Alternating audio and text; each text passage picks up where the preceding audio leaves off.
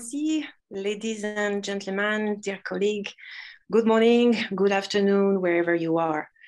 My name is Marie McKinnon, and I am the Senior Policy Officer at the International SIDS Authority.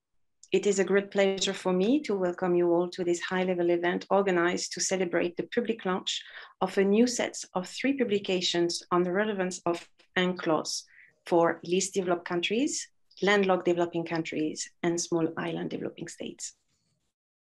This event is structured around 3 panels, which will offer the opportunity to discuss in detail the rights recognized to each of these specific groups by UNCLOS, and hear directly from government representatives the potential prospect it represents for the countries. We will have some time at the end of the event for an interactive discussion, so feel free to ask any question you may have in the chat box. We will do our best to address all of the questions, but if it's not possible, as usual, we will respond in writing and we'll make the response available on our website with the recording of the event. And now, without further ado, we will invite you to watch a short video, after which the Secretary General of the International SIDS Authority, Mr. Michael Lodge, will deliver his opening remarks. Thank you.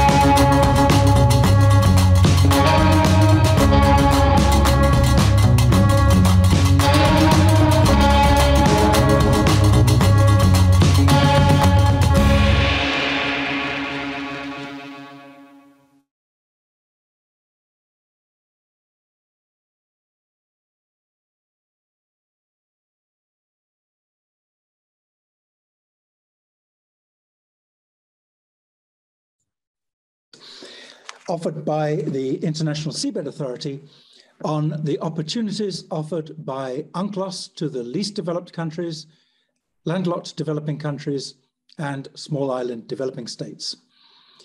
Let me extend a special welcome to our distinguished partners this morning who will be chairing the sessions. First, Miguel de Cepa Soares, the Legal Counsel of the United Nations. Ambassador Perks Ligoya, Permanent Representative of Malawi to the United Nations and Chair of the group of LDCs. Ambassador Madjan Ilyasov, Permanent Representative of Kazakhstan to the UN and Chair of the group of LLDCs. And Ambassador Vanessa Frazier of Malta. We are very honored that you could join us today. The purpose of our event today is to launch this tetralogy of publications, the covers of which you will have seen in the opening backdrop. I must say that I am extremely proud of these publications and I commend them all to you. I wish to express my appreciation to the members of the Secretariat who worked on the publications and who have created such a handsome set of books, particularly Dr. Marie Burrell-McKinnon, who led this project from the beginning, and you will have just seen her open our proceedings today. I also wish to express my sincere appreciation to His Excellency Ambassador Helmut Türk of Austria, former judge of the International Tribunal for the Law of the Sea, who provided significant inputs to the text of these publications. Unfortunately, Ambassador Türk is not able to join us today. He, of course, has worked on law of the sea issues for more than 40 years, and we benefited greatly from his knowledge and expertise throughout this project. Colleagues, the interests of all humanity in the ocean and the conservation and sustainable use of its resources make it imperative that the global governance regime reflects the maritime interests of all states, whether coastal or landlocked, and with due consideration for the specific needs of LDCs, LLDCs, and SIDS. Since I took office in 2017, I have attached the utmost importance to empowering LDCs, LLDCs, and SIDS to take advantage of the opportunities open to them under UNCLOS. The deep sea may seem remote from the immediate and urgent challenges of today, particularly in the LDCs and LLDCs.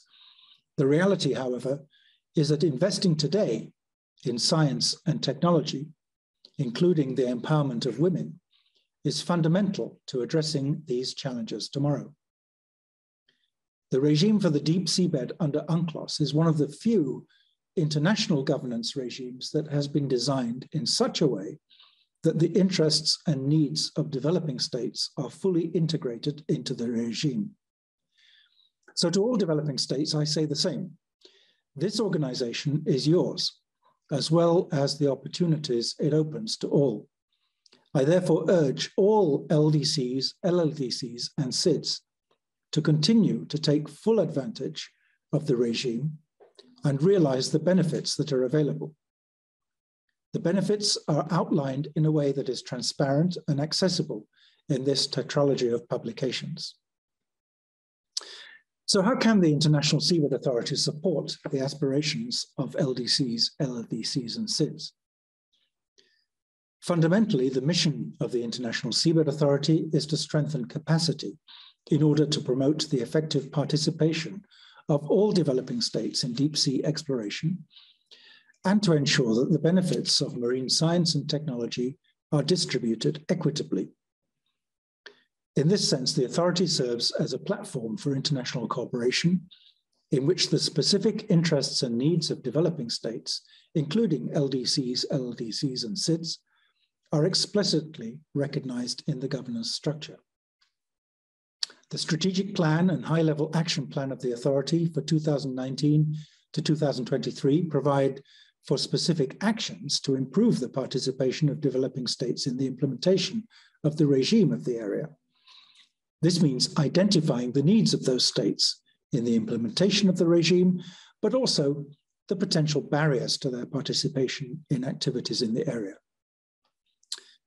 The need for improved capacities and access to marine scientific research programs in the international seabed area has also been explicitly recognized as a priority by the members of the authority when they adopted the Action Plan for Marine Scientific Research in support of the UN Decade of Ocean Science for Sustainable Development, adopted by the ISA Assembly in December 2020. That is why our collective efforts have focused on developing capacity development programs and initiatives to address the needs they have identified themselves through the survey circulated by the Secretariat in 2020. I'm pleased that amongst the 41 national focal points for capacity development that have been established with ISA, 14 have been nominated by LDCs, LLDCs, and SIDS. Our strong commitment to these objectives is also reflected in concrete actions already included in the roadmap for accelerated implementation of the Vienna Programme of Action for LDCs.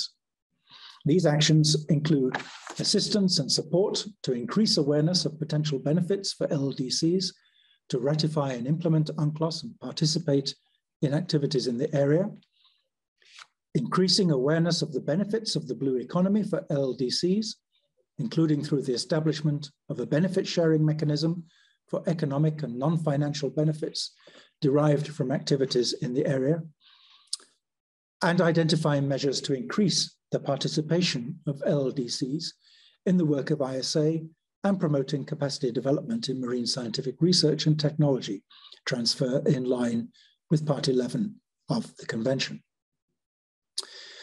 We are equally committed to ensure that tangible and meaningful actions will be included in the upcoming review of the Samoa pathway for SIDS and in the new Programme of Action for the least developed countries to be adopted at the 5th United Nations Conference on the Least Developed Countries to be held in Qatar in January 2022. I would like to take this opportunity today to state that I am committed to redouble the efforts of the authority to support LDCs, LLDCs, and SIDS to participate effectively in all aspects of the work of the authority, and for that to mobilize political will and resources to build and develop the capacity of the most vulnerable. The objective is to ensure ownership through informed decision-making processes that can support the development of new opportunities for socio-economic development. As the Constitution for the Oceans, UNCLOS is a striking illustration of the collective contribution of the international community to the vision of a more fair and equal society. It also represents a common denominator for the different maritime interests of all states. I would like to especially encourage, therefore, those remaining states which have not so far ratified UNCLOS to do so as soon as possible. This list is now quite a short list, but it does still include 15 LLDCs and 9 LDCs. I look forward to the discussions today, and I'm confident that with your continued support, we will deliver innovative and groundbreaking activities that can effectively deliver transformative actions benefiting all developing states, members of the authority, and in particular, the most vulnerable of them. And now, colleagues, it's a great pleasure to invite Miguel de Cepo Soares, the Under-Secretary General and Legal Counsel of the United Nations, to deliver some opening remarks. Excellencies, distinguished delegates and panelists, ladies and gentlemen, it is a great pleasure to join this event today. At the outset, I wish to congratulate the International Seabed Authority for the initiative to develop and launch the publications on the opportunities offered by the Convention to the least developed countries, landlocked developed countries, and small island developing states. Let me start by recalling that the United Nations Convention on the Law of the Sea, for which my office serves as Secretariat, sets out the legal framework within which all activities in the oceans and seas must be carried out.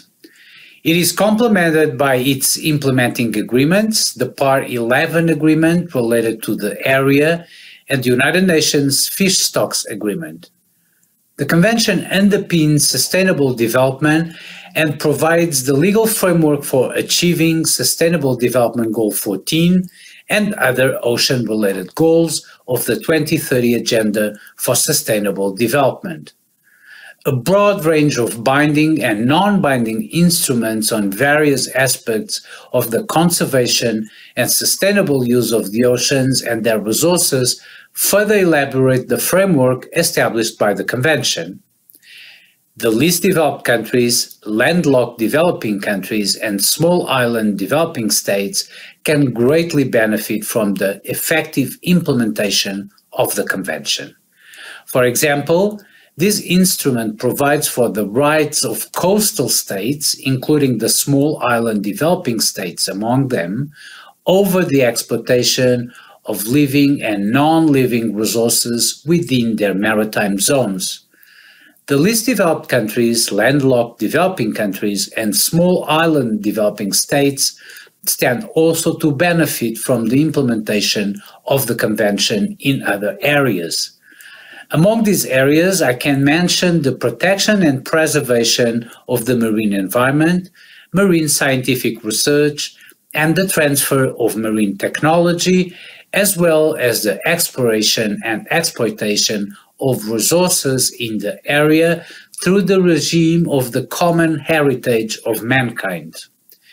Now, the regime of archipelagic states set out in the Convention has benefited many small island developing states, while the rights of access to and from the sea and freedom of transit for landlocked countries, including the developing ones, are also recognized in the Convention. Needless to say, the rights are also mirrored by obligations under the Convention. Fostering the capacity of all states, in particular the least developed countries, landlocked developing countries and small island developing states to benefit from their rights and fulfill their obligations is therefore a critical underpinning to the effective implementation of the Convention. And my office continues to provide needs-based capacity building and other assistance in ocean affairs and the law of the sea to those developing states. Now, let me highlight in this regard the role of the United Nations Nippon Foundation programs. Also, we recently launched, with generous funds from the Norwegian Agency for Development Cooperation, programs of assistance to meet the strategic capacity needs of developing states in the field of ocean governance and the law of the sea. In addition, many least developed countries, landlocked developing countries, and small island developing states have received financial support from voluntary trust funds managed by my office. This assisted them in the implementation of the Convention and in participating in the ocean-related work of the General Assembly and other processes. I note that among the states that are yet to become parties to the Convention, many are landlocked developing countries, and it is hoped that the publications launched today will help to draw attention of those states to the benefits that can be derived from the Convention. Excellencies, distinguished delegates and panelists, ladies and gentlemen, I assure you of my office's continued unwavering support as we move forward together to assist the least developed countries, landlocked developing countries, and small island developing states in the implementation of the Convention and relevant instruments such as the Istanbul Programme of Action, the Vienna Programme of Action, and the Samoa Pathway.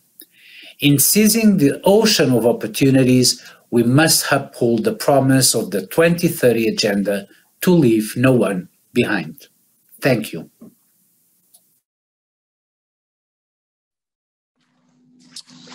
Let me thank the legal counsel for his statement, and let me also take this opportunity to congratulate him on the great work carried out by DOLOS in terms of capacity building and providing direct assistance to states, including LDCs, LLDCs, and SIDS. And let me also take this opportunity to highlight the excellent cooperation that exists between ISA and DOLOS and the Office of the Legal Counsel. It is indeed a pleasure to work together closely with them at all times. Well, it's now time to open our first panel dedicated to the relevance of UNCLOS for the least developed countries. And it is my pleasure at this moment to invite His Excellency Perks Ligoya, the permanent representative of Malawi, to the UN and the chair of the group of least developed countries to make a statement. But before giving him the floor, I invite you all to watch a very short video.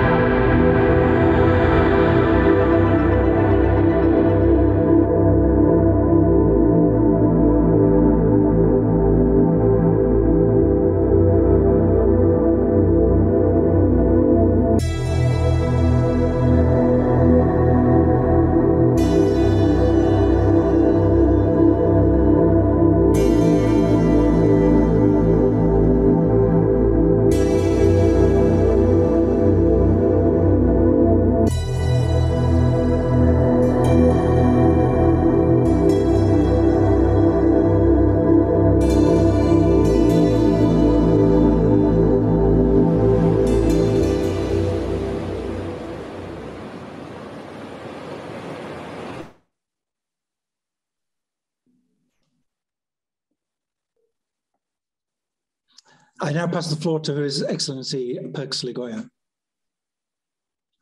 Thank you very much, Excellency Michael Lodge, Secretary General of the International Seabed Authority, USG Miguel de Selpa Suarez, United Nations Legal Counsel, Excellencies, dear friends, distinguished ladies and gentlemen.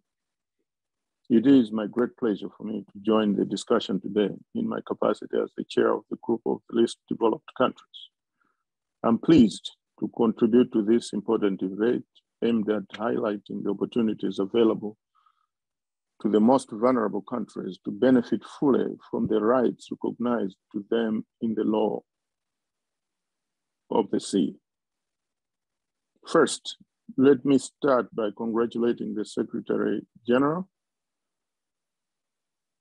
of the International Seabed Authority, Mr. Miguel Lodge, for hosting this event and for the remarkable work that has been done by his secretariat in putting together these three publications.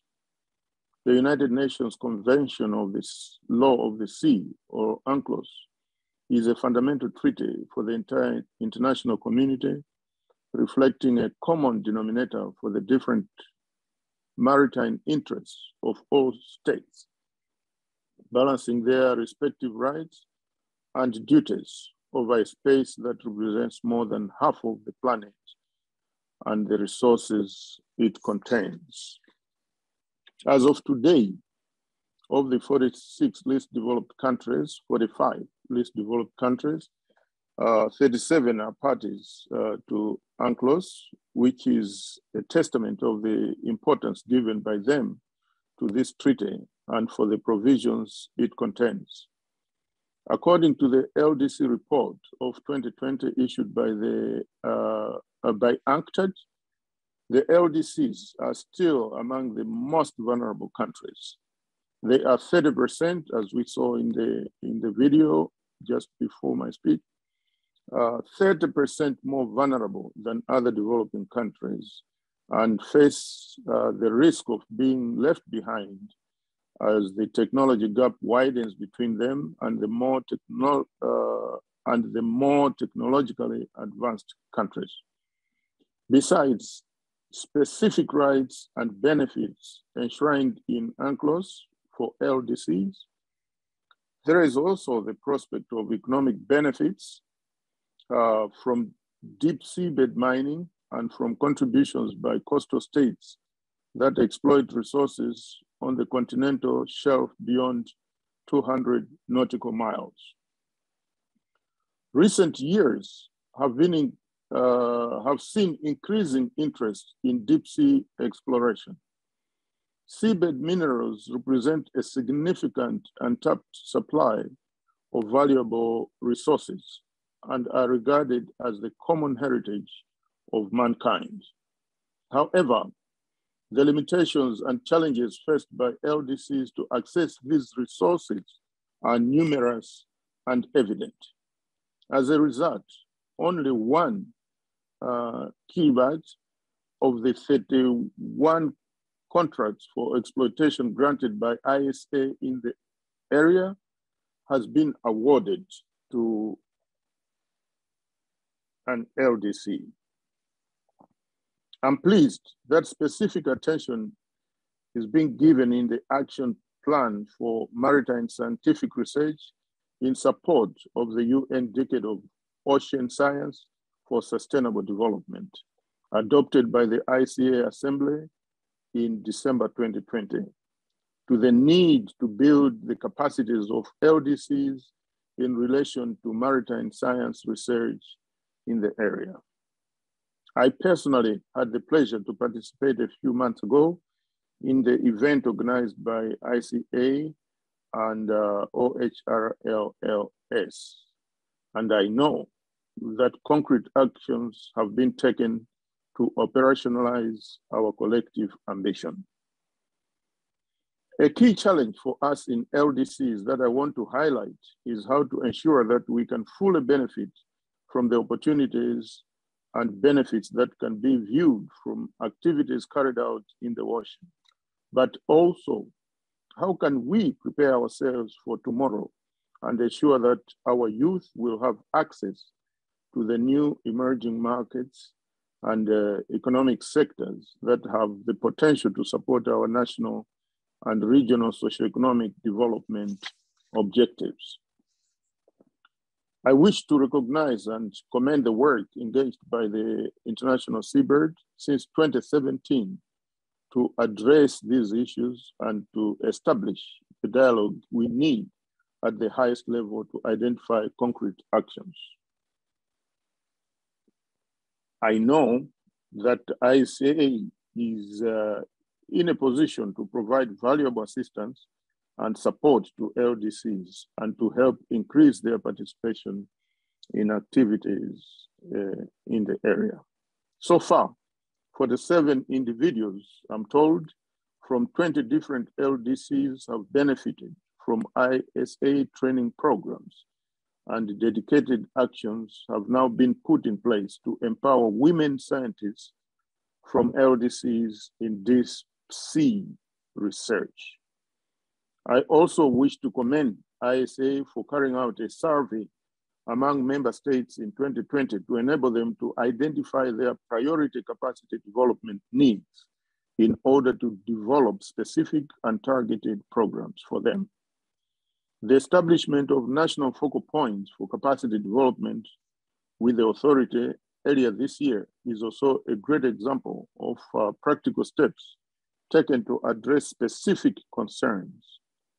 I know that 5 LDCs have already nominated such a focal point.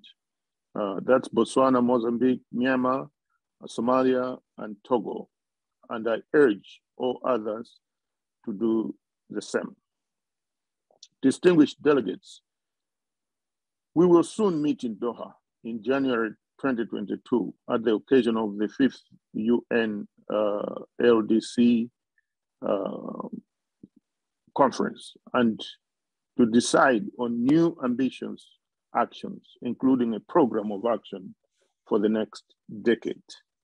I encourage the International Seabird Authority to join and contribute to the discussion, particularly to identify concrete measures to leverage the power of science, technology, and innovation to achieve the SDGs, support private sector development and access to future industries and labor markets, access to technical and development assistance in support of emerging ocean economy sectors, and empower women and girls. I encourage development partners to establish strategic partnerships to enable LDCs to acquire technology and scientific knowledge in the international seabed area to ensure LDCs are positioned to benefit from the economic and non-economic benefits attached to deep sea exploration and exploration of mineral resources in the area. I also call upon ISA to develop a specific project for LDCs to create transformation action in ocean science and deep sea exploration, and stand ready to work with all of you to make this a reality. I thank you all for your attention. Thank you. I thank you very much, Ambassador Ligoya, for those important comments, and particularly for your timely reference to the Doha conference next year. And we look forward to working with you on that very much. And now it is my pleasure to invite Her Excellency Rabab Fatima, the permanent representative of Bangladesh to ISA, to make a few comments. Excellency, the floor is yours. Thank you. Thank you very much, Secretary General. Secretary General Michael Lodge, USG Miguel Sores, Excellencies, distinguished colleagues, good morning. I thank you, Mr. Secretary General, for hosting this important publication launch event and for inviting me to speak. I thank the LDC Group Chair, my good friend, Ambassador Parks Ligoya, for his insightful remarks and associate myself fully with his statement. In this regard, I support in particular his call to develop a specific project for LDCs to enable them to harness the benefits of ocean science and deep sea exploration. Allow me to share a few additional thoughts, Mr. Secretary General. Excellencies, distinguished colleagues, today's event is very timely. This comes at a time when we have just completed the COP26 summit, and we are only about 8 weeks away from the LDC 5 conference to be held in Doha. I'm co-chairing the LDC 5 PrepCom process, and in the draft Doha program of action for the LDCs, which is expected to be adopted in January at the LDC 5 conference, we have a dedicated focus on addressing climate change impacts. It encourages an integrated cross-sectoral and transboundary disciplinary approach to the issues of climate change and oceans. We are happy to see that the Glasgow Pact also supports this notion of integrity of all ecosystems, including the protection of biodiversity in forests and the ocean. The ISA, with its specialized expertise and knowledge, can play a critical role to carry forward this agenda. We welcome the focus on LDCs in the publication and Ocean of Opportunity, including in some very pertinent areas for us, such as on capacity building, technology transfer, marine scientific research, as well as equitable sharing of benefits.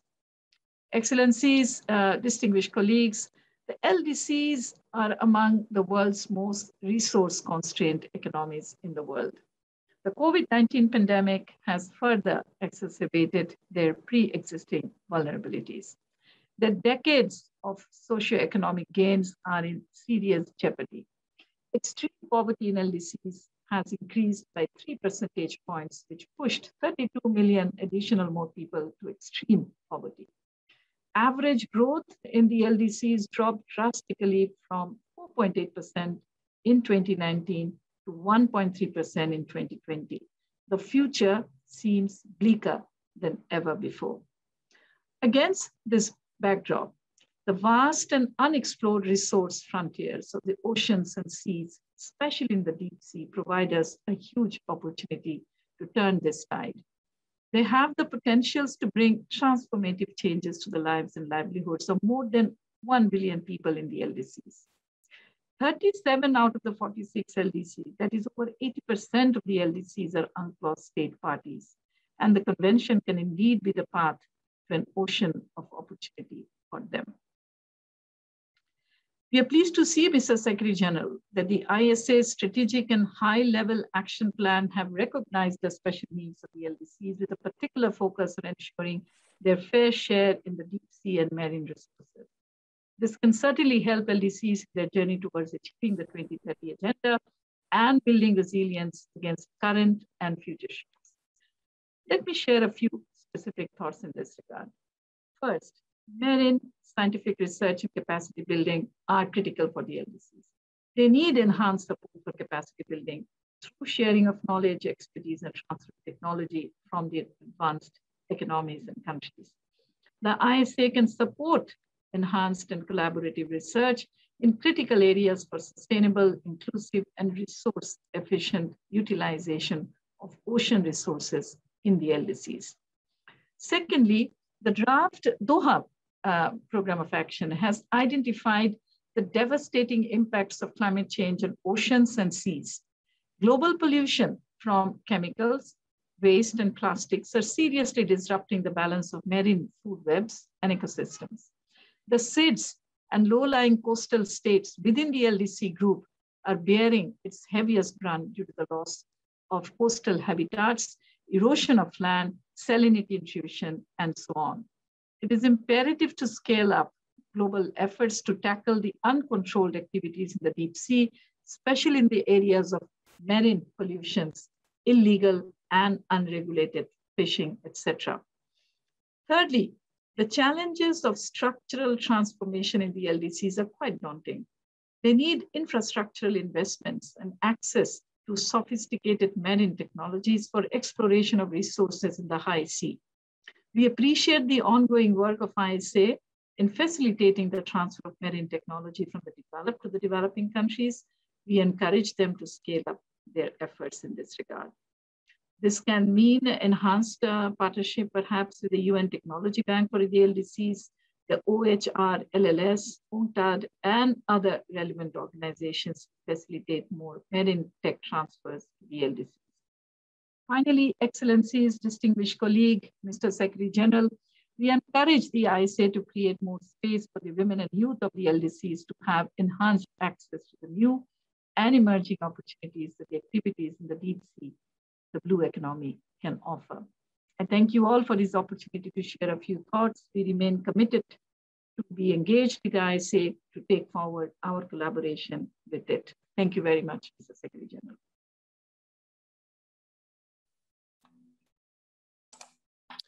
Thank you very much for those comments, and we look forward very much to working with you, and especially with respect to your comments relating to the importance of women and girls. Well, now it is my great pleasure to extend a special warm Kona Maori to His Excellency Tebororo Sito, Permanent Representative of Kiribati to the UN. Kiribati is so far the only least developed country sponsoring activities in the area with an exploration contract.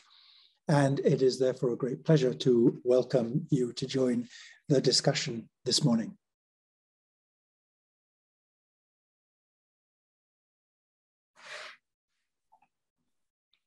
Thank you for this offer. Thank you, Secretary General, for your welcoming remarks, highlighting Kiribati as the only LDC country already ready to make use of the minerals, the deep sea minerals. And thank you for providing this opportunity for me to speak on this occasion. I know it is the first time for Kiribati, for me especially, to participate in this very important meeting, the launching of publications, which I believe, having listened to your insight and introduction, they're going to be very useful for those of us who believe that the ocean is certainly a way forward for our survival and development. Just give me a moment. I just referred this out. I just lost my my text, but just give me one moment, please.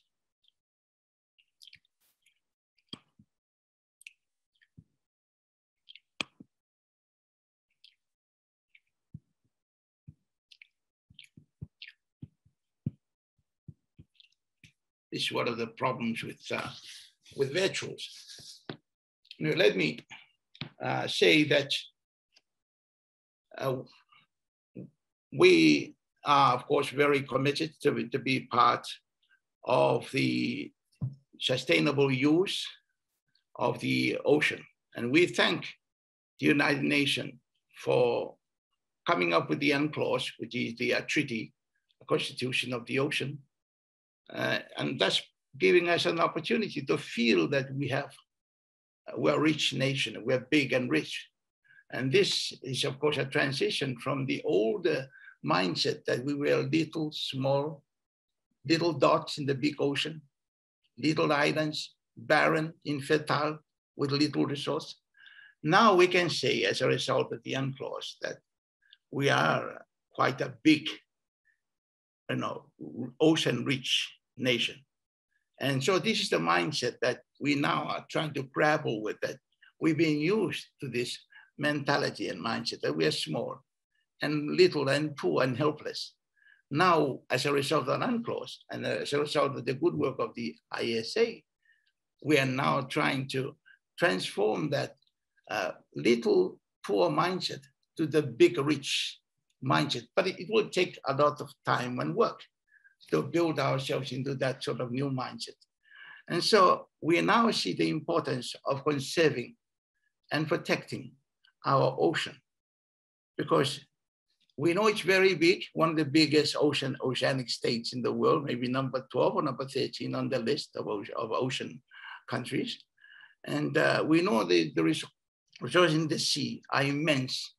They're just there, blooming every day. We don't have to, to do anything with the ocean. The ocean is, self-sustaining itself with all the nutrients and the riches that are there in the tropics and in our part of the world. And so we are very committed as a new emerging oceanic continent to protect what we have, not only for ourselves, but also for the good of mankind. And so we have the marine protected area, one of the largest, one of the biggest, well known in the world, because there are issues now. You may have heard on the news that there's a debate going on in the country because people are saying, okay, so it is a big ocean and we are preserving it for humanity. What is humanity doing for us? I mean, these are the questions, at the grassroots, at the political level. And so I do appreciate where the government is coming from and also where our partners from outside are coming from, believing that, Kiribati should maintain this huge area, protected area in the Phoenix Group, to remain there for the benefit of mankind. And I believe that we should be contributing to mankind. And everybody should be contributing to mankind, not only just one country, protecting and declaring a no-take zone, while others are kind of relaxed. So I would urge, and I would make a call at this time to urge all Pacific Islands to do the same. Let's all move forward, protect the oceans around us, and make sure that the oceans are there not only for us, but for future generations. So there is one issue here, as I have already highlighted in many of these meetings I attend. We traditionally look after our ocean well. We've never done damage to our ocean. But in the globalized world, and where you are interacting with partners from outside, big companies, big entities that believe in making profits quickly, becoming rich overnight. I mean, this is the narrative that is destroying and that's creating a challenge for those of us who have big oceans to protect. And we are having a lot of challenge. And I can tell you that there are going to be many legal cases who were very serious, who would take many of these companies and sue them and claim compensation for what they're doing and punish them so that they get back on track and do the right thing, not only for ourselves, but for the whole humanity. So, Mr. Secretary General, we are very thankful for the role that the UNCLOS is doing, for the role that the ISA is playing. You're doing a lot of work. You are conducting workshops. You are actually informing us how to better manage, to play our parts. But let me tell you, we are playing our part as a people, 110,000 people in these 33 islands, in 3.5 million square kilometer ocean. We do play our part well. We look after it, but the challenge comes from outside. So let us try and all behave as good citizens of the earth, be decent, be responsible, and not just always put profits over humanity. The profit and humanity must work hand in hand. When one side is just talking about making money, quick money out of our area, out of our ocean, then that's where the problem lies. And that's where the conflict comes in. And that's where we have NGOs coming in and saying, pushing back on the exploitation. So let us, I believe, let us move forward. Let us exploit the resources carefully and cautiously, making sure that we're not destroying the future of our children and our children's children. So with this, well, thank you again for this event, the launching of these books. We look forward to reading them. We look forward to passing them on to our capital and hope that it will certainly bring us together to be a better human family, to care for the ocean, for the benefit of all. Thank you. Ambassador Kobasanrabaranamteka. And thank you to Kiribati for that intervention. And it is now my pleasure to move on to invite Her Excellency Vero Andrea Mea Riasoa, the Chargé d'Affaires and Deputy Permanent Representative of Madagascar to the UN, to make an intervention.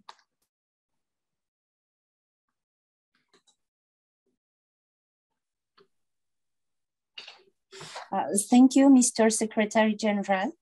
Mr. Undersecretary General, distinguished panelists, excellencies, ladies and gentlemen.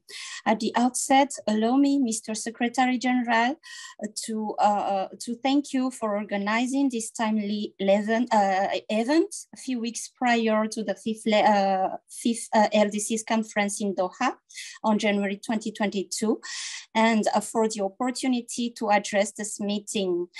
I would like also to congratulate the ISA for the publication of the reports for LDCs, LDCs and for SIDS. Madagascar, amongst the 46 LDCs, welcomes this important study on the relevance of the UN Convention of the Law of the Sea to the least developed countries. Excellencies, ladies and gentlemen, as an island with a huge maritime zone, as well as a maritime route, Madagascar is very keen on the protection and sustainable use of the ocean and sea. We are convinced of the vital role played by the ocean in the environmental, economic, as well as cultural life of our planet. As such, we attach great importance to the exploration and the exploitation of marine and fisheries resources, as well as to the protection of the deep sea environment and its biodiversity, which is vital for our economy. Therefore, Madagascar is fully committed to the SDG 14 and the sustainable management of its marine and fisheries resources, which ensured the survival of a great number of the Malagasy population, especially those living in coastal areas. The fight against illegal, unreported and unregulated fishing by domestic or foreign vessels in waters under the jurisdiction of a state is among our top priority activities.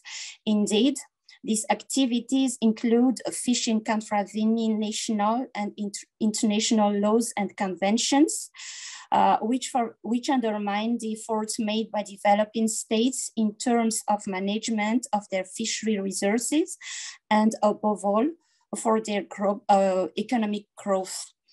So I would like to highlight 2 points in my intervention.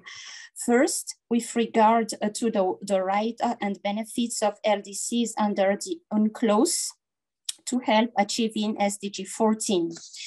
As far as Madagascar is concerned, the United Nations Convention on the Law of the Sea provides a legal framework within which all activities in the oceans and seas must be conducted. This universal convention remains the ultimate legal source for many activities regarding to the seas and oceans and contribute to strengthen the international cooperation in field of promotion of the rule of law. That being said, and as it was raised by the Undersecretary General and highlighted in the video, under UNCLOS, many opportunities are offered to LDCs to achieve sustainable development objectives, namely through the recognition of their sovereign rights to participate in the exploitation of living resources within their economic exclusive zone, as indicated in the part 5 of the convention, through the recognition of their sovereign rights over the continental shelf, with the same rights for island states and coastal states on the continents, through the technical assistance in terms of protection and preservation of marine environment, including the prevention, reduction, and control of marine pollution. And last but not least, through marine and scientific research and technology transfer. The convention provides for the duty of states and competent international organizations to actively promote the flow of scientific data and information and the transfer of knowledge resulting from the marine scientific research, especially to the developing states. Second, with regard to the work of the ISA, ISA. We recognize the efforts provided by the ISA to advance the draft regulations, standards, and guidelines for deep water mining. In addition, we acknowledge the measures taken to promote and encourage the transfer of technology and scientific knowledge relating to the activities in the area to developing states. Such activities allowed all state parties, especially those from LDCs, to take advantage of enabling conditions to sustainable development objectives.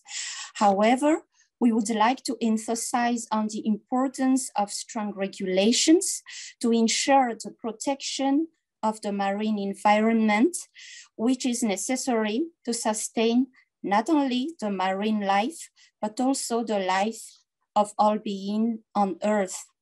We would like also to highlight the link between ocean and climate change, especially the sea level rise affecting many states and islands amongst the group of LDCs and LLDCs and their economic and environmental effects. For a country like mine, the rise of sea level risks to deprive us in the long run of the exploitation and the exploration of our seabeds through the modification of our baselines and thus our exclusive economic zone. We welcome the attention that states continue to give to the issue of sea level rise during the International Law Week and during the UN open-ended informal consultative process on oceans and law of the sea. The issue of sea level rises, raises important questions of international law. We remain convinced that consideration of these issues should be focused on under the UNCLOS and commend the International Law Commission for including consideration of these issues in the working program. And to conclude my remarks, I would like to reaffirm Madagascar's unwavering support to the UNCLOS, which reflects our commitment to a rule-based international order as the basis for stability, equity, and international prosperity.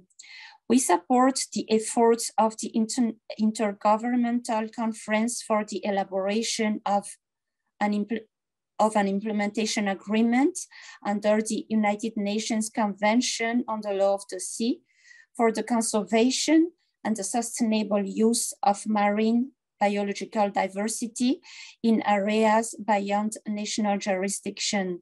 And once again, thank you for the opportunity to address this meeting.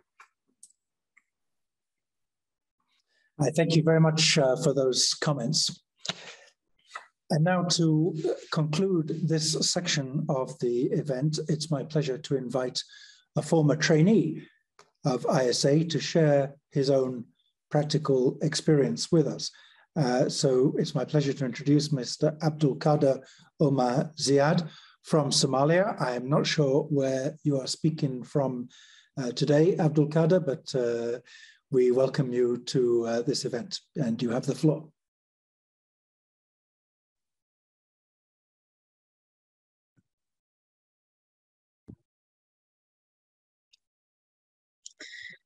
Thank you, Mr. Secretary Michael Lodge. And also I'd like to greet all the distinguished guests and ladies and gentlemen. Greetings from Somalia. I'm speaking from Somalia currently. I am in Mogadishu. So I'd like to start with a brief description of the training programs I have received from ISA. To begin with, I have received an online training program from ISA, which was about polymetallic sulfides and other mineral deposits available in the deep sea. And that training program was actually conducted in India. I'm still grateful for the opportunity, and also I am grateful for the chance given today to speak at this high-level event in which ISA launched publications, 3 publications for the opportunities given by UNCLOS to least developed countries, landlocked least developed countries, and small island least developed countries. As a former ISA trainee, I can say that the current and the former ISA trainees are living examples of the job done by ISA to transfer knowledge and build the capacities of developing and least developed countries. And we are grateful for that. And secondly, I would like to highlight some of the experiences I gained afterwards, after gaining the training from ISA, and subsequently the things that I have done. And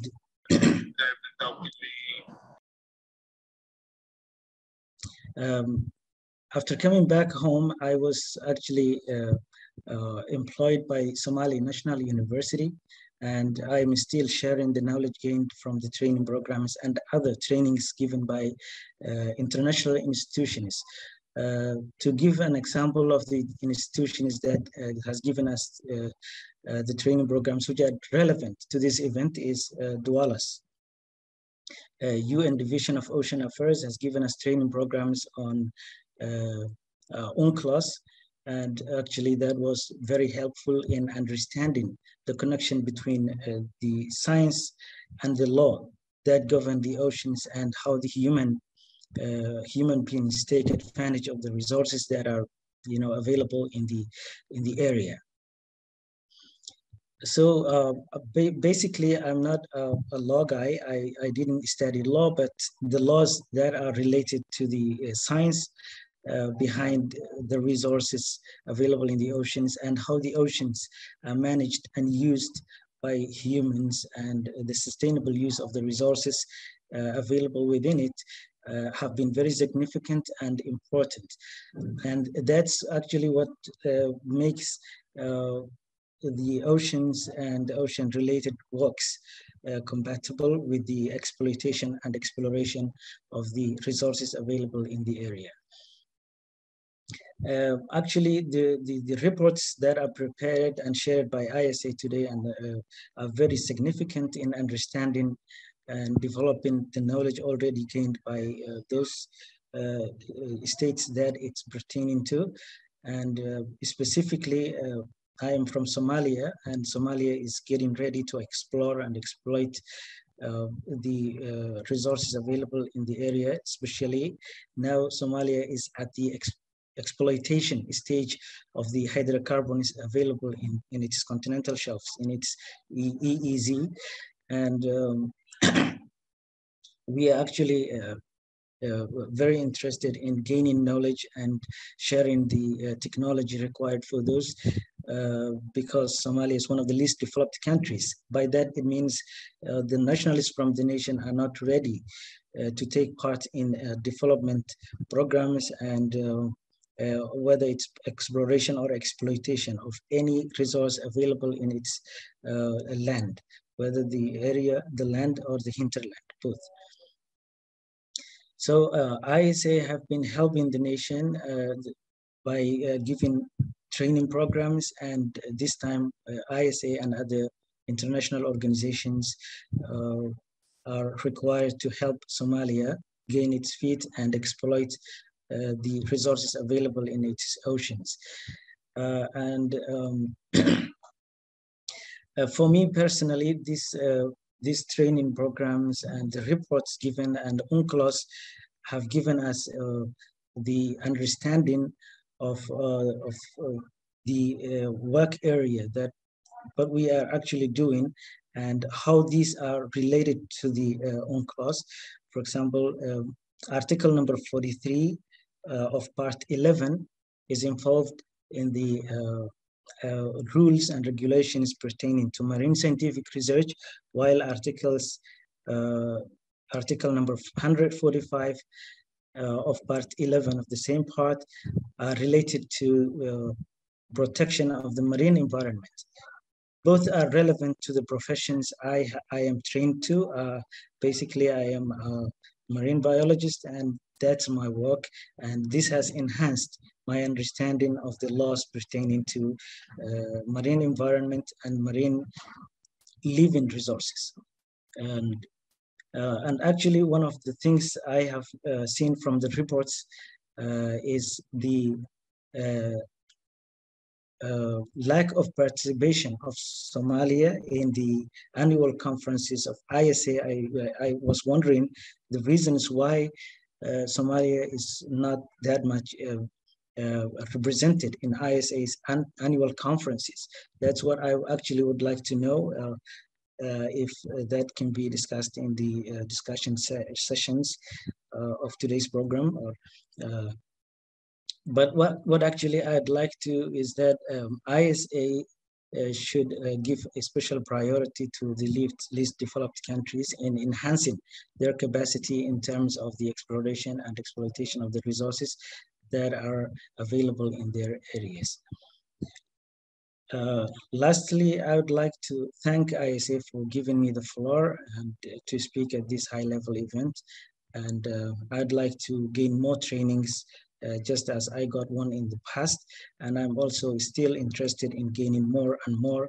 And the likes of me are also interested in gaining the knowledge. So ISA should extend its hands to all those people, to all those individuals and professionals who are willing to expand their area of knowledge and experience and gain one of the most valuable experiences possible. Based on the fact that Somalia is one of the least explored countries of oceans, parts of the ocean. You know, Somalia's ocean is the least explored, whether it's scientific or any other thing related to the oceans. So we need to understand more about this area of the ocean, of the world ocean, where it's very important in terms of physically and chemically. The ocean part which Somalia owns is very significant, and it interacts with other parts or neighboring oceans. It has a direct and indirect influence on their chemical and physical or biological status. So thank you all, and that's all I have to make, all the comments I wanted to make at this platform. Thank you very much, Mr. Secretary. Thank you very much, and thanks for sharing your experiences with us today. And it's really great to have you calling in from Mogadishu. So that is the end of our first session. Excuse me. And our next session will focus on the specific challenges for landlocked developing countries.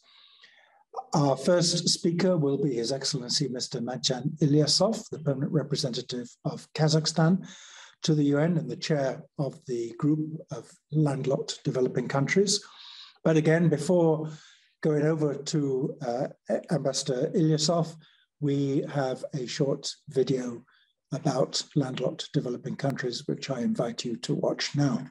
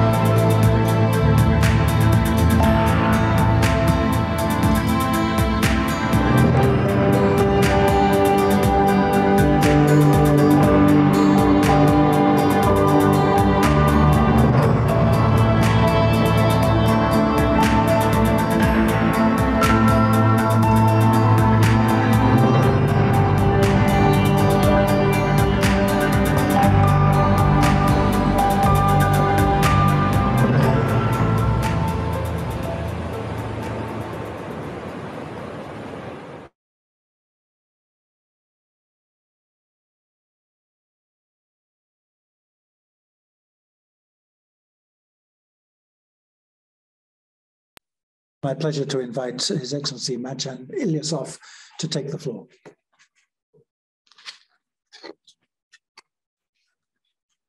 Mr. Secretary General, Mr. High Representative, distinguished panelists, ladies and gentlemen. I most warmly thank Secretary General Michael Lodge for inviting me to deliver my remarks today on behalf of the group of the landlocked developing countries. This session brings to light the importance of the UN clause, also for the LLDCs, despite our remoteness from the sea. UN clause is the constitution of the oceans, or as the reports to be launched today say, the ocean of opportunities. Among the main challenges that are critical for LLDCs are the limited access to the sea, transit restriction, as well as lack of awareness of the rights of LLDCs under UN clause. The areas beyond national jurisdictions, high seas, and its resources are common heritage to humankind as stated in the Convention. However, the LLDCs lag behind in benefiting from these resources. It is thus fundamental that the right of landlocked countries stipulated in the UN clause are preserved and can be operationalized. We stand ready to cooperate with the International Seabed Authority in this regard. LDCs also lack the resources to participate in the ocean economy, including in the global and regional discussions relating to the ocean economy and implementation of the SDG 14. It is therefore important to address these challenges to ensure that LLDCs are not left behind in the implementation of SDGs 14 and can be also benefiting from the sea and its resources. Our group sees that it can be achieved by, first, enhancing support towards awareness raising, capacity building, technology transfer, and sharing of experiences. LDCs require targeted support due to their unique challenges. Second, supporting LDCs to participate in ocean-related norm-setting discussions, including in the ongoing discussions on the Intergovernmental Conference on an international legally binding instrument under the UN clause on the conservation and sustainable use of marine biological diversity of areas beyond national jurisdiction, and on regulations on deep seabed mining. Third, addressing transit challenges faced by LDCs, which is fundamental. In this regard, I would like to underscore that the launch of ISA's 2021 report on opportunities of LLDCs and two other groups of vulnerable countries brings the new horizons of better understanding how the rights of LLDCs can be secured, as well as how to make possible synergies between the Vienna Programme of Action and the ISA strategic plan. I encourage our member states that these reports and the benefits in relation to the deep sea mineral exploration, marine scientific research, and the sharing of future financial and economic benefits from the deep sea minerals should be additionally studied by the respective governmental authorities back in our capitals to have practical spillover effect. Ladies and gentlemen, to conclude, I would like to reiterate that even though LLDCs have no coastal land, they have a linkage to the oceans, including through rivers. The LLDC's right to utilize the oceans, seas, and marine resources are also clearly articulated in UN clause. This framework document gives the landlocked states the right to access the oceans as well as the right to participate on an equitable basis in the exploration of the surplus of the living resources. The high seas are open to all states, and its resources are the common heritage of the entire humanity. I thank you.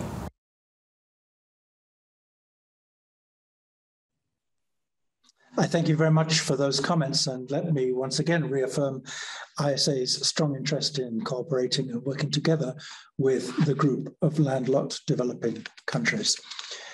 It's now my pleasure to invite His Excellency Enkhod Voshilov, the permanent representative of Mongolia to the United Nations, to take the floor. Thank you, Chair. Mr. Secretary General Michael Lodge, Excellencies, and distinguished participants. First of all, I wish to express my sincere appreciation for inviting me to participate in this important discussion and launching of 3 sets of important publications. Thank you for the International Seabed Authority for hosting this important event. The year when the world leaders adopted the 2030 Agenda for Sustainable Development was the historical moment of us acknowledging the importance of the ocean and sea to the humanity and the planet. Mr. Chair, while I'm participating very first time in the discussion hosted by the ISA, Let me say a few words about the landlocked Mongolia and its efforts towards accessing to the sea. My country's geographical location is much further from the sea. It is located at around 1,700 kilometers from the nearest port in Tianjin, China, and 4,100 kilometers in Vladivostok port in Russia, which puts us at a more disadvantaged situation, and transportation infrastructure complications result in a high transport and trade costs for Mongolian goods and services. Therefore, landlocked Mongolia is working on creating conditions for carrying out foreign trade without barriers aimed at earning economic benefits from the international trade networks, same as coastal states, having sea access, resolving issues of transit transportation of goods through neighboring countries, and undertaking maritime transportation. Mongolia became a member state of the International Maritime Organization in 1996 and acceded to another 29 international agreements and conventions and protocols in maritime field to facilitate our access to the sea. Within the efforts, Mongolian Maritime Authorization Administration was established under the Ministry of Road and Transport Development of Mongolia and designed to define and implement policy of maritime field of Mongolia. It has also obligation to implement policy, programs, and projects related to the maritime affairs in line with relevant laws, international treaties, conventions, rules, procedures, standards, and guidelines. It is my privilege to inform you that the Maritime Authority of Mongolia is also keen to cooperate with ISA and other interested state parties to increase our national capacity in the area of law of sea and its benefits, opportunities for landlocked countries. Mr. Chair, regarding the convention, we see that the rights and benefits of the landlocked countries under the UNCLOS are instrumental for landlocked countries like Mongolia. Especially, we are grateful that the entire chapter, part 10, devoted to the problem of access by landlocked states to and from the sea and freedom of transit. We consider that an effective and timely implementation of these provisions by member states are critical and commendable. In conclusion, let me express our sincere appreciation to the International Seabed Authority for hosting this important and timely discussion and successfully launching the 3 sets of publication on law of sea and ocean opportunity for least developed countries, landlocked developing countries, and small island developing states. And we find these publications will be useful sources on the rules and standards and norms and even benefits of the convention, and as well as its practical application. We look forward to working closely with ISA and state parties and wish every success to the event. I thank you. Thank you very much, Excellency, for those important comments. Well, now it's my pleasure to hand over to an old friend of ISA, His Excellency Ambassador Duncan Lachi, who is Deputy Permanent Representative of Uganda to the UN, served for many years as a delegate representative to ISA, and also for many years was a member of the ISA Finance Committee. So, Duncan, let me pass you the floor. Thank you very much, Michael, for your kindness always and for your friendship. I'd like to thank you for organizing this event and to ensure that Uganda always has a place at the table. I'd also like to acknowledge the participation of all the others who are similarly placed as landlocked countries. And yeah, it's time that we got to the bargaining table, as it were. This event coming on the heels of Glasgow, COP26, we cannot avoid being reminded of the interrelationship between oceans and climate change. We are in one common vessel, whether we happen to be traveling first class, business class, or economy. Our common interest must be to ensure that this vessel in which we are all fellow voyagers will be available to those coming after us. After all, it was bequeathed to us by our forebearers, and it behooves us to ensure that our children and children's children would find this vessel seaworthy, if you will. The appearance of the dinosaur at the General Assembly podium was a brilliant reminder of what will inevitably befall the vessel if we don't take the necessary actions to ensure that we responsibly partake of the resources that have been put at our disposal and preserve them also for those that will follow after us. As a landlocked state, our interest has been, for the most part, rooted in the common heritage aspects of the convention. Being that there are several competing interests for the scarce resources, you can all appreciate how difficult it is to focus the attention of our decision makers in the capitals. So as often as possible, when we get the opportunity to highlight these matters and to be given a space at the table, it is very, very important. That is why we are very grateful and will continue to be grateful to Secretary General Michael Lodge and indeed the whole ISBA fraternity to have considered it fitting to host one of the first events of your early stages of your tenure as Secretary General in Kampala, Uganda in 2017. If nothing, it helped to highlight that indeed we are participants and that there is something in it for us. At this point, we can only call for a responsible exploitation, but not just a responsible exploitation, but also to ensure that the regulations are put in place. As we have been at it for quite a bit, and it behooves us to really start the exploitation and responsible exploitation at that.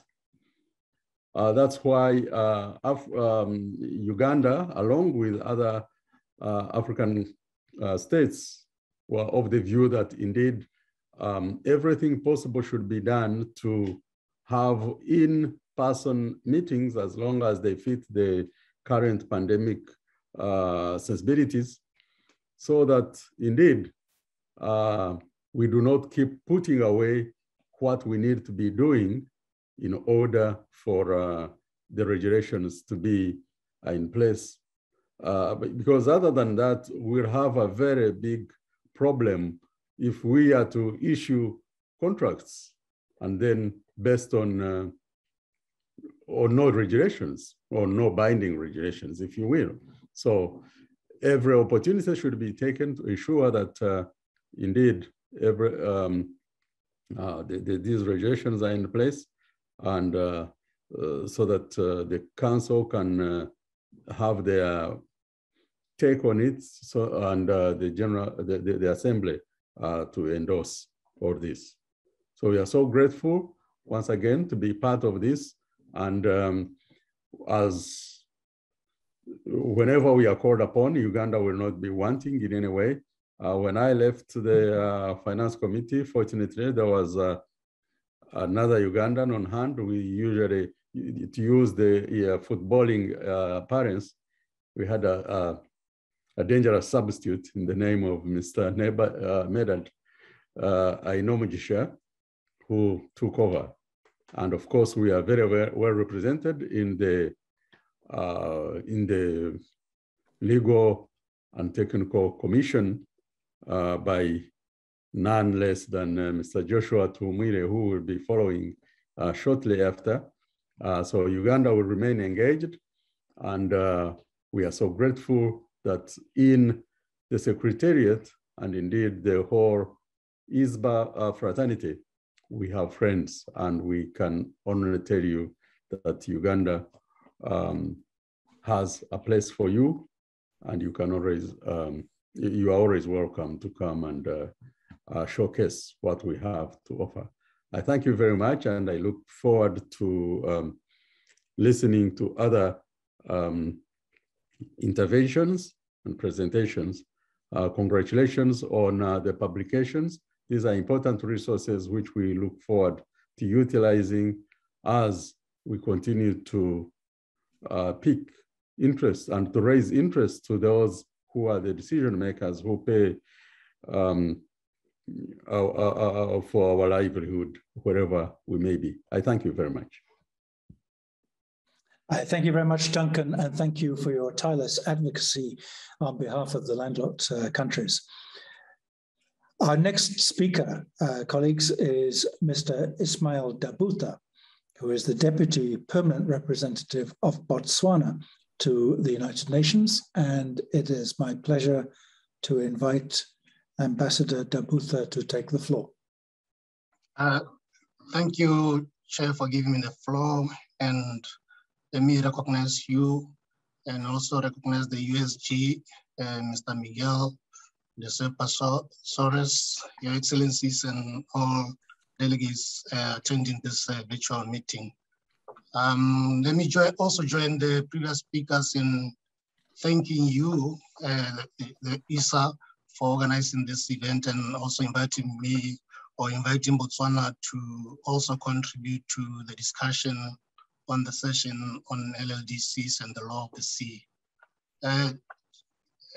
Chair, speaking after 3 member states of the LLDCs who share similar challenges with regard to the blue economy, I'm tempted to say I support all they said and say thank you for giving me the floor. However, I just want to add my country's view by recognizing that the issue of blue economy is not very popular with most of the members of the LLDCs. Therefore, we wish to thank you profusely, Your Excellency Michael Lodge, for your continued efforts to raise awareness and stimulate the participation of LLDCs in the activities and programs in this area. Furthermore, I wish to commend the ISA for producing the comprehensive reports. I have gone through the reports, and the first thing I noted was that Botswana is one of the countries that have not been attending the meetings of the Assembly. We've only attended 1 out of, I think, 25, and we will work towards improving that, I can assure you. While the LLDCs do not have direct access to the sea, as Botswana, we are fully aware that the ocean is an important part of humanity and a common heritage to mankind. Moreover, we believe that access to and use of ocean space is integral to achieving SDG 14 and achieving the obligations under the Convention of the Law of the Sea. It is, however, not surprising that the participation of LLDCs in this area, as already alluded by the previous speakers, remains very limited. Allow me to share a few of the examples which the previous speakers have also mentioned, and I will not dwell too much into them to avoid wasting time on issues that have already been spoken to. The first one is lack of knowledge and full understanding of the provisions and extent to which LLDCs can have access and fully utilize the oceans.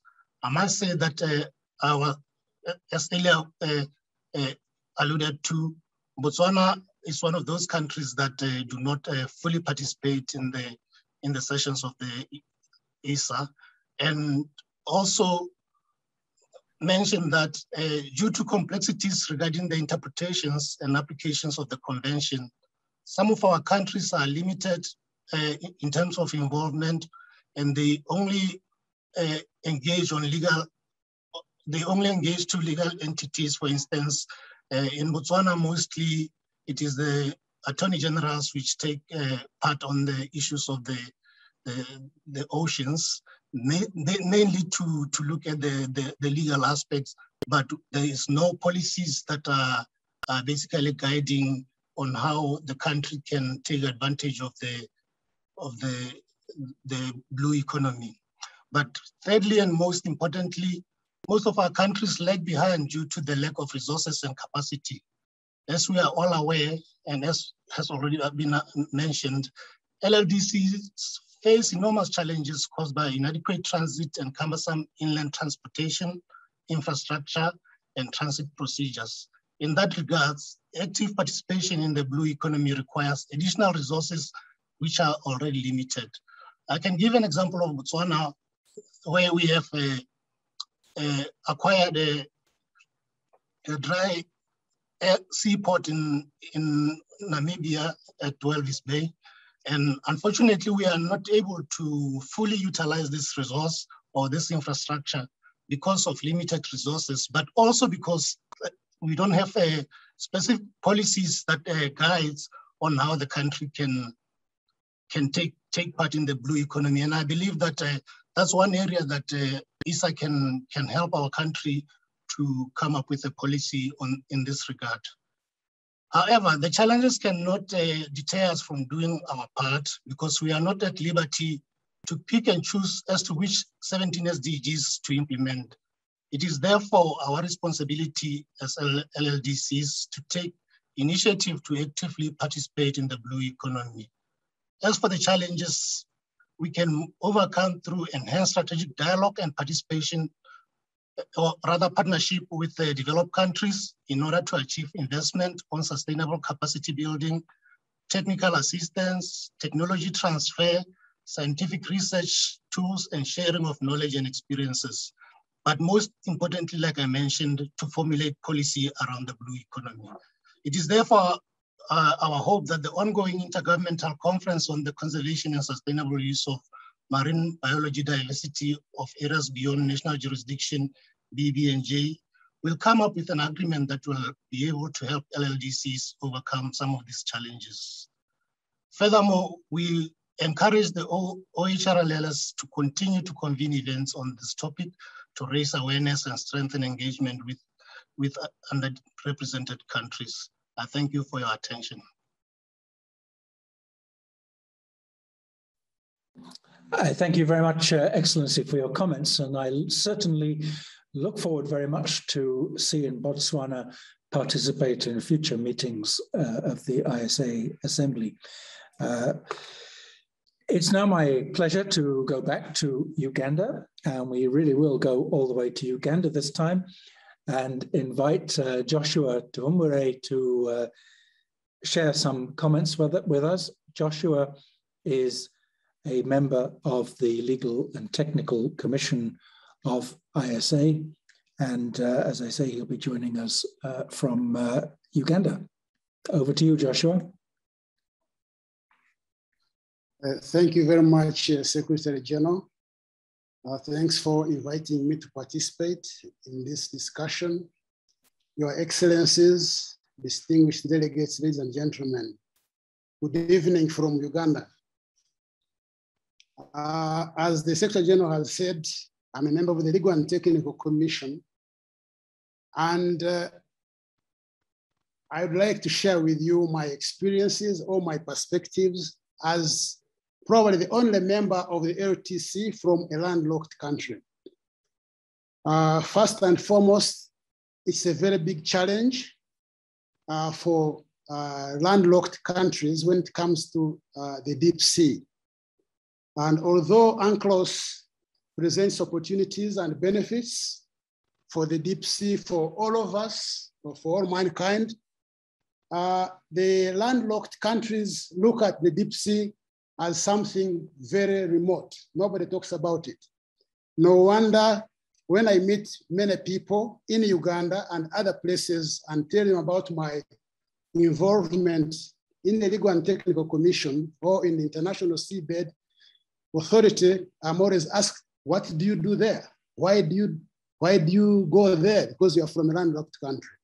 And that clearly shows how ignorant many people, including at the highest level, are about UNCLOS. And we all know that most of these countries, landlocked and others, participated in the formulation of UNCLOS. Therefore, UNCLOS is something that is not well popularized within our landlocked countries. No wonder, if I take Africa, for example, with all thousands of kilometers of coastline, Africa is not having any contractors at this moment.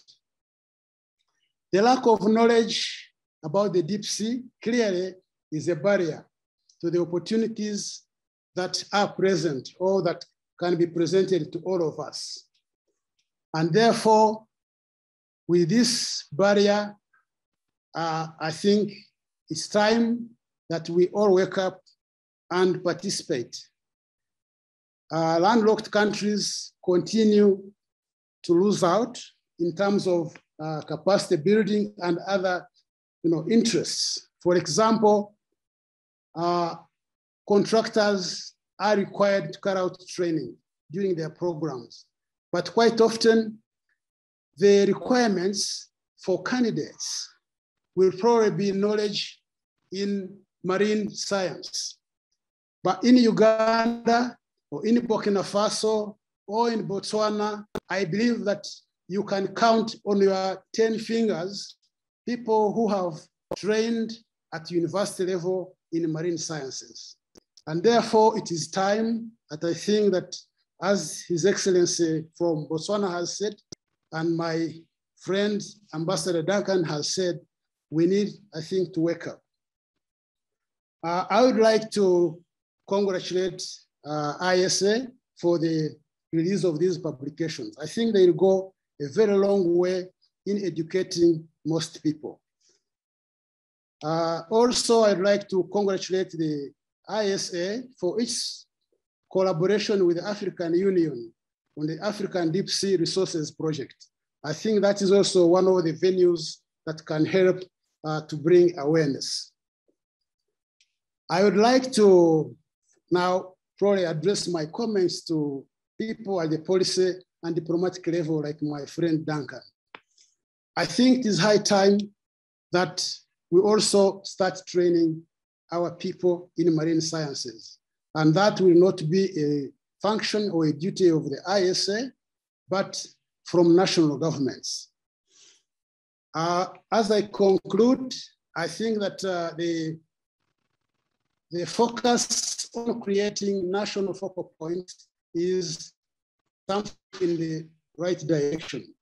Because quite often, because of the institutional setups in our states, you have Ministry of Foreign Affairs, you have ministries of mines, or ministries of fisheries and other sources, which do not link up together in as far as taking advantage of UNCLOS.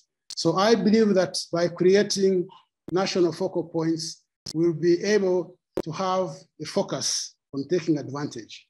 I think with those few remarks, Secretary General, I would like to rest my presentation. Thank you very much.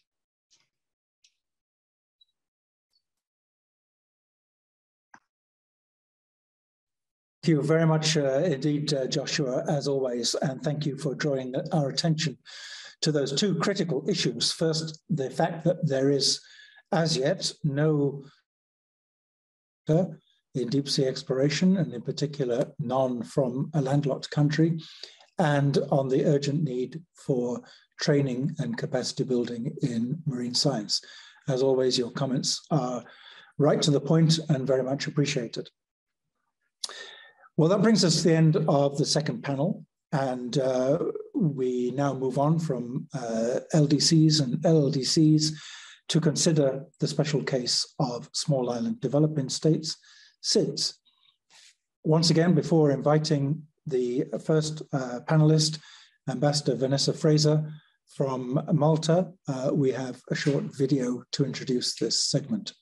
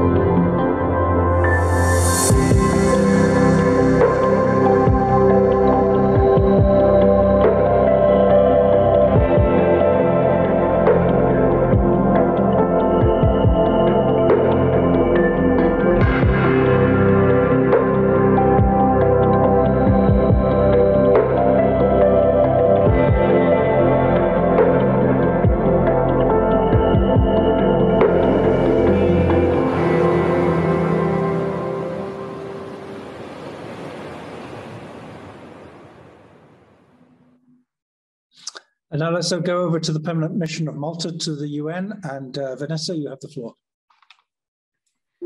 Thank you, Secretary General.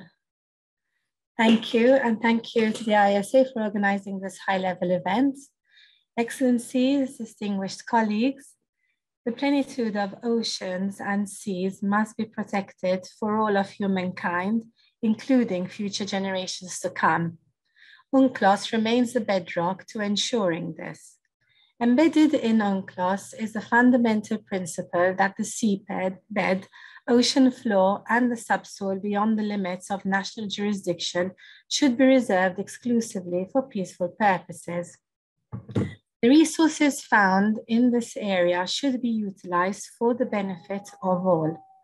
And this derives from a principle outlined more than 50 years ago by Malta and adopted by the UN General Assembly, that this area and its resources are to be understood as a common heritage of mankind. Technical progress and innovation have created new possibilities in the pursuit of this principle. And as innovation has increased, so must our application of rigorous measures for the preservation and protection of the marine environment. The near universality of UNCLOS shows international support, and all 38 small island developing states are parties to UNCLOS, as well as members of ISA. Coastal states face significant challenges in the context of sea level rise. Small island developing states contribute little to greenhouse gas emissions, and yet are the ones facing disproportionate and severe impacts. These challenges cannot be surmounted single-handedly, and that is why Malta, as co-chair of the UN Steering Committee on Partnerships for SIDS with Antigua and Barbuda, works for enhanced cooperation with and among SIDS. Our goal as co-chair of this committee, a role which we have held since January 2020, is to support the follow-up of existing and to promote and advocate the launch of new partnerships under the framework of the Samoa Pathway, a mechanism which ISA is fully committed to. In the broader context, SIDS look to international law to protect their rights in the context of sea level rise. The exclusive economic zone in Part 5 of UNCLOS created a 200 nautical mile zone, where states have sovereign rights over resources, including their exploration and exploitation. Sea level rise threatens the measurements of these zones and can change the measurements of baselines. Fishing rights are also linked with jobs, employment, and revenue, including through fishery agreements for many developing states. If boundaries shift inwards, what was once under exclusive sovereignty rights of the coastal states could become high seas. One way to protect rights under UNCLOS is to register and publish maritime zone information and measure it with modern techniques. I mentioned innovation and technological progress earlier, and this too can help with the measurement of baselines. As an outward-looking island nation in the southern Mediterranean, Malta looks forward to this discussion based on the principles of solidarity and sustainability. If Malta is entrusted to serve on the UN Security Council in 2023-2024, we will place climate, oceans and security, the climate, oceans and security nexus as one of our priority themes. While being no more, by definition, a small island developing state, Malta remains a small island state with continuous close affinity with the small island developing states. And we are thus committed to ensuring that the voices of small island developing states are heard with dignity and respect. UNCLOS is a fundamental bedrock which provides opportunities for SIDS in this context. I'm looking forward to this discussion. Thank you. Thank you very much, Excellency, for those important and very valuable comments, and also for the ongoing support that Malta is providing to the ISA. It's really always a pleasure to work with you. Well, now it's a pleasure to invite His Excellency Vaingai, the permanent representative of Tonga to the United Nations, to join us and contribute to the discussion. Tonga is one of 6 SIDS that are currently sponsoring exploration contracts in the area. So I am sure that we have a lot to hear from His Excellency Tone.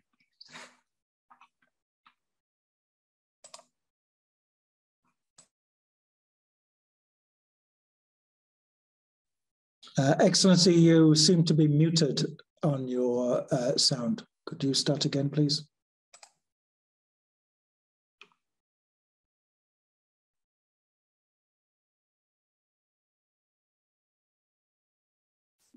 Am I on now? We hear you loud and clear. Okay. Mr. Chairman and Secretary General of the International Seabed Authority, thank you for inviting me to be one of the panelists in this high-level event, and in particular in this third session on SIDS and the law of the sea. I applaud the ISA Secretariat for the launch today of 3 new publications on the opportunities offered by UNCLOS to the LDCs, LLDCs, and SIDS. In my remarks, I would like to briefly address 4 points in relation to the ISA's third report entitled SIDS and the Law of the Sea, an Ocean of Opportunity. Point 1, there is relevance of the area as the common heritage of mankind and UNCLOS to SIDS. The relevance of the area and UNCLOS to SIDS is that there are rights and benefits that are made available to them as found in Part 11 of UNCLOS. I won't quote these rights and the benefits because of the time constraint, but suffice it to say that they provide for a regime relating to minerals on the seabed outside any state's territorial waters or EEZ. I want to emphasize one thing here for SIDS. SIDS should not forget that it is one thing to have rights about something, which is thankfully what they already have in Part 11 of UNCLOS, and it is another thing for SIDS to consciously know that they have these rights, and furthermore, and perhaps more importantly, to utilize these rights for their maximum benefit. In other words, to take action on those rights. Point 2, the rights and benefits of SIDS under UNCLOS can help achieve the sustainable development objectives of SIDS.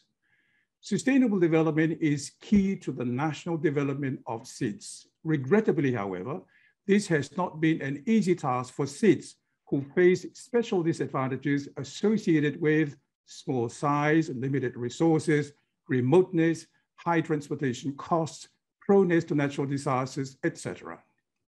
These factors render the economies of SIDS very vulnerable to external economic shocks and pose existential threat for many of them as a result of sea level rise.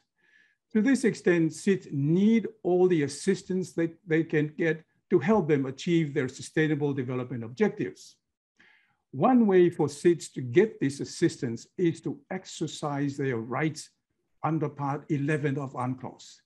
As shown in the ISA report for SIDS, several developing countries, including 6 SIDS, have already taken advantage of provisions of UNCLOS to sponsor exploration activities for polymetallic nodules in reserved areas. These include Cook Islands, Kiribati, Jamaica, Nauru, Tonga, and Singapore. The decision of the Republic of Nauru in June this year to trigger the 2-year rule pursuant to Section 1, Paragraph 15 of the agreement relating to the implementation of Part 11 of UNCLOS is an example of a SIDS member state boldly exercising its sovereign right as a state member of UNCLOS to use the provision to obtain the benefits which will help achieve its sustainable development objectives. Point 3, participation in the work of the ISA. How can participation of SIDS in the work of the ISA help create the enabling conditions to support the sustainable development objective of SIDS? With regards to activities in the area, both UNCLOS and the ISA welcome and encourage the participation of developing states. The ISA report for SIDS highlights this point. By SIDS participating in the work of the ISA, SIDS will benefit in terms of being able to, 1, represent their interest in the different ISA organs, 2, acquire technology and scientific knowledge, 3, strengthen capacities, 4, promote partnerships and implement projects, 5, promote women's empowerment and access to scientific and leadership positions in deep sea research, 6, better understand the effective protection of the marine environment and conservation of the natural resources of the area, etc. These benefits support the sustainable development objectives of SIDS and they can be improved by regular reviews. Point 4, and my last point, is about synergies. Synergies that can be created between the existing strategic frameworks, including UNCLOS itself, 2030 Agenda, Samoa Pathway, and the ISA strategic plan and the high-level action plan to meet the needs and sustainable development objectives of SIDS. I'll briefly mention 2 synergies. One is financial synergy, where, for example, SIDS stand to benefit from equitable sharing of financial and other economic benefits derived from activities in the area on a non-discriminatory basis. The other is a cost-saving synergy, as demonstrated in the ISA's programmatic approach to effectively and efficiently respond to the needs identified by developing states through, for example, capacity building programs and initiatives, as well as transfer of technology and scientific knowledge. I thank you.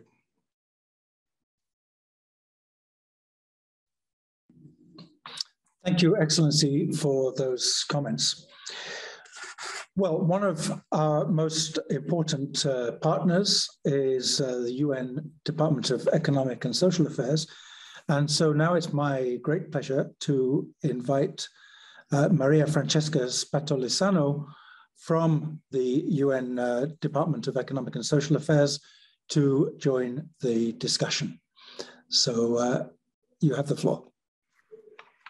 Thank you, Mr. Secretary General. I am deeply grateful for you letting me having this speaking slot now because of other commitments, but I didn't want to miss it at all. And in fact, Excellencies, Secretary General, distinguished panelists and discussants, ladies and gentlemen, I will try to speak to 3 main topics: the notion of the blue economy, the value of UNCLOS to the SIDS, and also, however, what still needs to be done in terms of actions to improve this value and to implement it better. So for small island developing states, oceans and seas are critical assets, providing countless benefits in the form of food, employment, transport, access to the global marketplace, foreign exchange, culture, and recreation. Through evidence-based policy interventions, these assets can also make significantly enhanced and sustained contributions to the economic growth, welfare, and prosperity of these vulnerable countries. Surprisingly, however, the ocean economy in the SIDS regions is still not well measured or understood even as the next frontier for growth. The 2012 Rio+20 conference first raised the notion of a blue economy and the need to stimulate blue growth, particularly for island nations and developing countries with significant coastlines and or maritime areas. This was further reaffirmed in 2014 in the Samoa Pathway. Since then, the blue economy and the blue growth has captured the imagination of the international community. Although many may understand how to stimulate economic growth in ocean areas, it is still not clear what a sustainable ocean economy or blue economy should look like, and under what policies, conditions, and pathways it is most likely to develop. By its very definition, the blue economy calls for the sustainable and integrated management of ocean and coastal resources to drive economic growth while restoring, protecting, and effectively managing ocean and coastal ecosystems. When underpinned by the principles of equity, low carbon development, resource efficiency, and social inclusion, these strategies can assist in addressing several objectives of the Samoa Pathway and the SDGs, with the potential to drive progress in others as well. So, dear colleagues, balancing the interest of diverse stakeholders in a variety of sectors requires, of course, holistic, cross-sectoral and coordinated governance approaches. In this regard, the UNCLOS, the convention, provides the legal framework within which all these activities in the ocean must be carried out. It provides legal certainty regarding the extent of sovereignty or sovereign rights and jurisdiction of coastal and other states. It is the backbone for the development of a sustainable blue economy. UNCLOS comprehensively covers every aspect of ocean governance and management, including the dispute resolution, as we know. In so doing, it provides an enabling framework that supports development while also protecting the ecosystem health.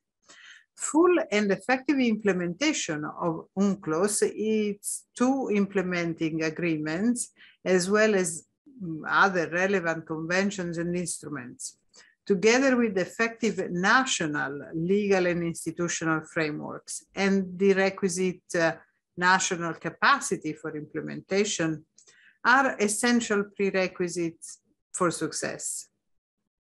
Its effective implementation will have a critical impact on the progress of all the target areas of Sustainable Development Goal 14 and other ocean-related targets of the 2030 Agenda for Sustainable Development. For most SIDS, however, national legal and institutional frameworks are generally fragmented, and adequate capacity is often not in place for effective implementation. Although investments have been made in several SIDS in developing the appropriate human capital, legal and institutional frameworks to support sustainable economic growth and development, the challenges is how to ensure cohesive, synergic approaches to operationalize these agendas. So excellence is building knowledge and technical capacities in respect of the marine environment to facilitate effective participation in research and development. And in order to optimize national and regional capabilities to sustainably use and manage ocean resources is key to successful operationalizing the blue economy. To this end, SIDS should ensure that education programs and curriculum take into consideration future needs in marine science, research, innovation, and technology development related to oceans. Relevant capacity building initiatives and the transfer of appropriate marine technology to SIDS will also be significant in building local knowledge and technical capacities. The importance of evidence-based decision-making cannot be overstated. And in this regard, quality data will play a pivotal role. Further frequent assessment and evaluation of marine resources is needed to inform the levels of degradation and depletion in specific sectors. In this regard, it will be important to acquire and strengthen technical and vocational skills training related to ocean management and its associated activities to create a large enough pool of professional, scientific, and skilled persons to support the efforts to sustainably use, conserve, and manage ocean and its resources. Within the current low growth and high debt, significant investments in the blue economy are constrained by the lack of adequate fiscal space and freely available financing in most SIDS. New forms of financing and leveraging of private sector investment will be needed to facilitate the operationalization of a sustainable blue economy strategy. In this regard, the necessary enabling conditions must be established to reduce risk and make investment more attractive. In conclusion, Mr. Secretary General, thank you for inviting DESA to this launch event. I want to confirm also that our joint capacity development account project, the Abyssal Initiative for Blue Growth, has produced two very important pieces of work, two toolkits, namely the role and responsibility of states sponsoring activities in the area, and the guidelines for negotiations and contractual dealings with sponsored entities. UNDESA is happy to be a part of the compilation of these important resources and looks forward to furthering our joint collaboration. And I thank you for your attention. I thank Assistant Secretary General Spato Lissano very much for your comments, and thank you also for mentioning the collaboration between ISA and DESA. I look forward to continuing that collaboration, which I believe has been very successful. So now it is my pleasure to continue with the discussion, to invite Ms. Tishka Francis, who is head of the SIDS unit in the Office of the High Representative UNOHR LLS, which is also a close partner of ISA on a number of important initiatives. So Ms. Francis, you have the floor. Thank you, Secretary General.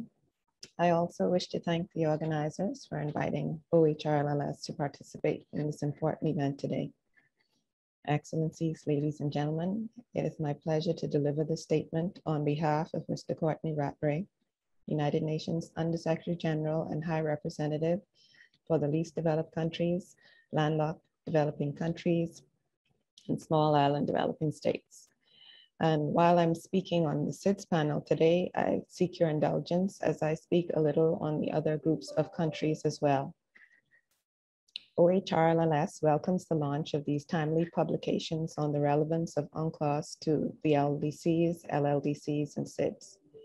These publications are a concrete product of our strong cooperation with the International Seabed Authority towards the implementation of the programs of action of these groups of countries. OHRLLS gives high priority to raising awareness among the most vulnerable countries on opportunities in the conduct of marine scientific research, deep sea mineral exploration, and the sharing of future financial and economic benefits from deep sea related activities. Indeed, we are committed to addressing the critical challenges faced by the LDCs, LLDCs, and SIDS in these areas. And these issues will be front and center in our discussions during the LDC 5 conference in January 2020 in Doha, Qatar.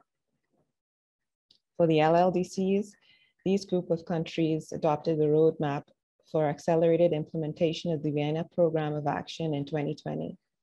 It is pleasing to note that this is one of the deliverables under the roadmap, and it's a true demonstration of ISA's commitment to the implementation of the roadmap and support to LLDCs. LLDCs have in different fora called for awareness raising, capacity building, technology transfer, and the sharing of experiences to facilitate their participation in the ocean economy and in ocean-related norm-setting discussions, including in the ongoing discussions on the Intergovernmental Conference on an internationally legally binding instrument under the UN Convention of the Law of the Sea on the conservation and sustainable use of marine biology diversity of areas beyond national jurisdiction of the BBNJ. The publication is therefore one way of responding to this request by the LLDCs. SIDS, of course, also stand to benefit greatly from this work, with the support to help increase their participation in deep sea exploration, exploitation of the seabed resources, and marine scientific research. Greater awareness of the benefits of the blue economy and opportunities for marine scientific research, especially for women scientists, will be critical for the development of sustainable development strategies in SIDS and in the implementation of the Samoa Pathway. Ladies and gentlemen, we have less than 10 years to deliver on the SDGs, which also coincides with the UN Decade of Ocean Science for Sustainable Development. LDCs, LLDCs, and SIDS play a critical role in generating solutions to the critical challenges around climate change mitigation and the different dimensions of a sustainable blue economy. The tools we have before us provide a great opportunity to help us implement these solutions and get us that much closer to realizing our sustainable development goals. I look forward to collaborating with you on the way forward and to hearing more of the discussions today. Thank you. I thank you very much for those comments. Well, it's time for our last speaker. I realize we are a little bit over time, but I urge you all to stay because our last speaker is a very exciting speaker. He is here in Jamaica with us, and he is a former ISA trainee, a brilliant young geologist from Jamaica, if I may say so. And it is a great pleasure to introduce Mr. Hank Hedge to address us and share some comments with us now before we close. So over to you, Hank. Thank you, Secretary General, Mr. Michael Lodge. Excellencies, distinguished delegates, members of the panel, ladies and gentlemen. Good morning, and thank you for having me as a panelist for this forum. I am extremely impressed by being here with such a distinguished group of leaders and policymakers. And of course, none of this would have been made possible without my active involvement with the ISA, especially since my at-sea training with ISA's contractor JOGMEC in the area, particularly Northwest Pacific Ocean.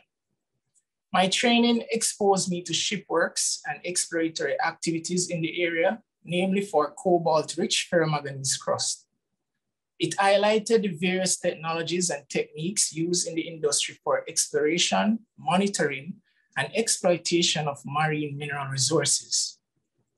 The relevance of UNCLOS is immeasurable, chiefly because of the significant roles and functions of the ISA in ensuring that all the obligations of the convention are met. It provides the necessary guidelines and regulations for the sustainable development of our marine resources. It has certainly guaranteed that small island states like Jamaica are given equal opportunities to benefit from the common heritage of mankind, as was the agreement in Article 140 of Part 11. It also provides provision for the protection of the marine environment as seen in Article 145. Additionally, benefits from being an archipelagic state also gives advantage to the island's blue economy. As for myself, I have benefited from UNCLOS due to the provisions made in Articles 144 and 143, which are the transfer of technology and marine scientific research, respectively. My at-sea training has certainly aided in my professional growth and development, and not just as a geologist, but as a proud delegate for my country. Since my training and exposure to the seabed mining industry, I have not only developed the knowledge and expertise in the techniques and technologies used in the marine scientific research, but I have also become more aware of the best practices in deep sea exploration. Additionally, I have been resourceful in helping to inform decisions and policy making at the local and national levels for my country. Jamaica is proudly a sponsoring state and is the second country from the Caribbean region to have signed an agreement with the ISA for the exploration of marine minerals. Jamaica, like many other developed and developing countries, now have an equal opportunity to explore the area and bring about economic growth and job creation. In closing, I want to congratulate the ISA for these 3 publications on the rights and benefits of least developed countries, landlocked developed countries, and small island developing states as provided by UNCLOS. The publications are far more concise and reader-friendly than the convention itself. And I wish that I had these publications when I was doing my master's program at university level, as it was my first time being exposed to UNCLOS. I believe that these publications should be made available at all levels in education and to propagate awareness for the younger generation. I strongly encourage everyone to read and share them as much as possible. I thank you. Thank you very much, Hank, and it's great to hear from you again this morning. Well, ladies and gentlemen, colleagues, we are well over time, but thank you all for staying with us so far. It has been a pleasure today to see that we had more than 100 participants in this webinar. We still have more than 80, so it's amazing that you've stayed with us even though we are over time. I would like everybody to invite all of you to continue the discussion, to share questions and comments with us in writing, with each other, or with the staff of the Secretariat. I noticed there are a number of very interesting threads emerging in the chat function. So I hope that this will stimulate you to continue those conversations offline following this event. I once again want to commend the publications to you. I want to thank everybody who worked on the publications for getting them out and for making them look so professional and so impressive. And we look forward to being able to share copies with all of you in the very near future. Finally, I want to remind everybody that today is a very special day. It is not only the launch of these 3 new publications, but it is also the 16th of November, 2021, which means that today is precisely ISA's 27th birthday. So I would like to close this event by wishing all of you a very happy 27th birthday. It's a significant day, I think, in the life of ISA, and I hope that we can all celebrate the rest of the day by going out there and imagining that we are all 27 years old once again. Maybe only Hank has that privilege, but we can at least pretend, and we can read the publications and we can try to communicate with the younger generation in the way that Hank described. So with that, I want to thank everybody for joining us today, thank all our speakers for participating, and wish everybody a great day wherever you are in the world. Thank you very much and goodbye.